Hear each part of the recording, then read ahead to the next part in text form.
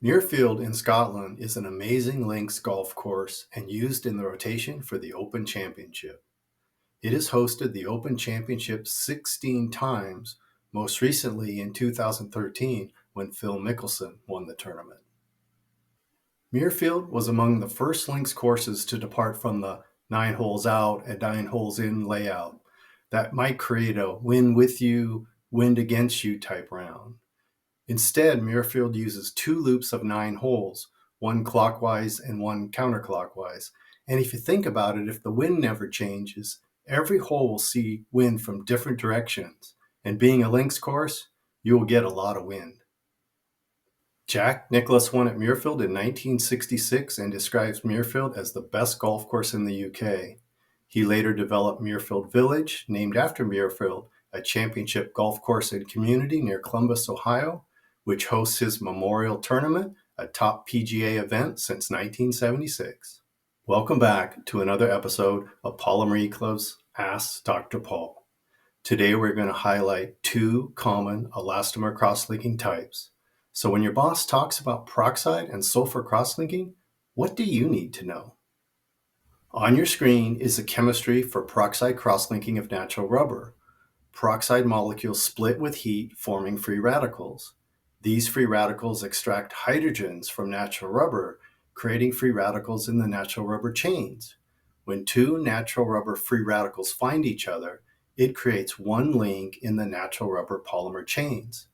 Therefore, one peroxide molecule creates one carbon-carbon covalent bond, or one natural rubber crosslink.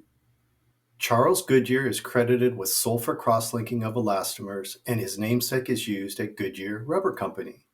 Sulfur curing only works with unsaturated elastomers. Sulfur has a bit more complicated chemistry, yet it does the same thing as peroxide. It links elastomer polymer chains by inserting itself into the elastomer network. Many times, not just one sulfur atom, but a handful of sulfur atoms are used as a link or bridge for the elastomer polymer chains. Peroxide and sulfur curing have their advantages and disadvantages. For example, peroxide curing can give superior temperature and compression set resistance, yet it can be scorchy, which means it can cure too fast before the uncured material has time to flow throughout the tool. Sulfur crosslinks can reform or adjust with stress. Those sulfur atoms that link molecules can break and then reform.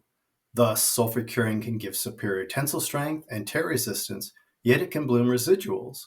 Sulfur is a system of initiators, accelerators, and sulfur molecules which can migrate to the surface after cure, and we call this bloom. Blooming will help when bowl feeding tacky elastomer parts, or it can hurt if the bloom contaminates your product. So what do you think is the preferred crosslinker type for a golf ball and a hockey puck? I would say for my 48-year-old hole-in-one golf ball and even a new golf ball, the golf ball cores or insides use peroxide since compression set resistance or staying round is most important, and it won't tear since the golf ball is protected by the cover. And a hockey puck? Well, a hockey puck would probably use sulfur since it wants high tearing energy as the most important property.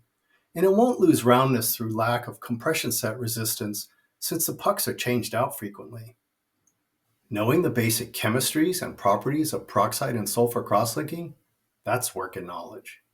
Remember to like, subscribe, turn on notification, and even share if you appreciate the content. You can visit our website to learn more about our upcoming Polymer Applications course. I'm Paul Nash for Polymer Nicklaus Asks Dr. Paul. Thanks for watching.